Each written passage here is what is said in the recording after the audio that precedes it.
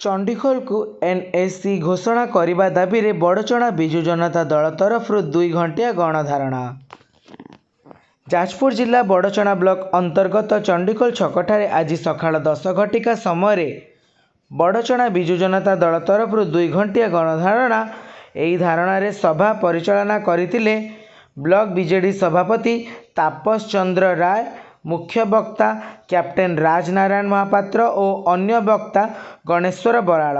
प्रहलाद नंद, अमर महांती, आशीष रंजन चौधरी, ज्ञान रंजन साहू, दिलीप राउत, धनेश्वर बेहेरा, मानगोविंद सेठी, जयंती स्वाई, माधवानंद महापात्र, दिलीप कुमार निरंजन राउत, संजय कुमार बेहेरा, निरंजन विश्वाल, दुलेश्वर दास, राजेंद्र कुमार स्वाई, तपन बेहेरा प्रमुख जोगदे अभिभाषण रे कहिले 15 दिन मध्य चंडीखोल को एनएसी मान्यता न मिलिले आगामी दिन में सारा बड़चणा को बंद कर दिज्व। यही गणधारणा रे बहु युव छात्र और महिला बीजेडी कर्मी माने जोग देइथिले। धर्मशाला प्रकाश जेना रिपोर्ट TV5 ओडिया।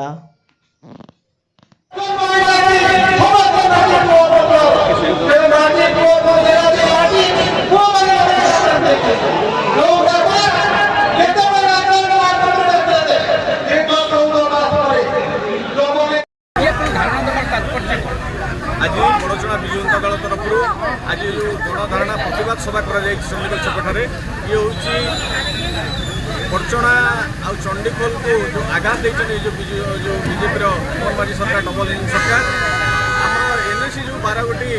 एनएसी सरकार डिक्लेयर कर राज्य सरकार से चंडीखोल को बात कर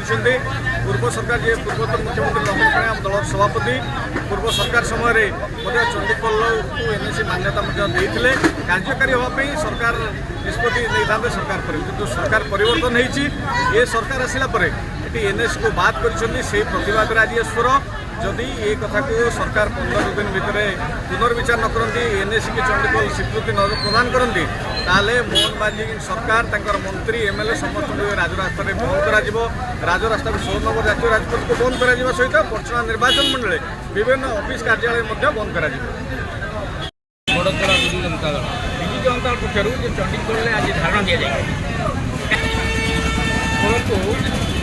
पूर्वतन मुख्यमंत्री आम दल सभापति माननीय नवीन पट्टनायक 30 गोटी जिले में 36टी एनएसी करने चूड़ांत प्रक्रिया शेष करते गणतांत्रिक पद्धति इलेक्शन आसवा घोषणा हो पार नाला मात्र ये नुआ सरकार आसला 12टी एनएसी ओडिशा रे घोषणा कर चंडीखोल बाद पड़ी। जदि भौगोलिक दृष्टिकोण आपण मैंने देखती समस्त प्रकार इनफ्रास्ट्रक्चर चंडीखोल में अच्छी जिला करने जिला तो ही नाला सब डिविजन ही नाला शेष में एनएसी डिक्लेयर करने आम सरकार करथिला एवं बीजेपी सरकार आसवा परे ये चंडीखोल प्रति वैमानिक मनोभाव रखी चंडीखोल को से बाद दि जाए जेहेतु चंडीखोल को बाद दि जाए बड़चणा एवं चंडीखोल अंचल विकास बिजु जनता दल एवं तार नेता कैप्टेन राजनारायण महापात्र निजक उत्सर्गीकृत कर तेणु जो पर्यंत चंडीखोल को तार मान्यता न दिज्व चंडीखोल को तार सम्मान न फेरी दिज्व राजनारायण महापात्र नेतृत्व में बड़चणा बिजु जनता दल दुर्बार आंदोलन कर आज केवल आपण सिंबलिकाल देखिले सामूहिक भाव में 2 घंटा पे आम प्रतिवाद करूँ धारणा देती आगामी दिन में सरकार आपको विचार को न नियंती ये एक गण आंदोलन परिणत हम।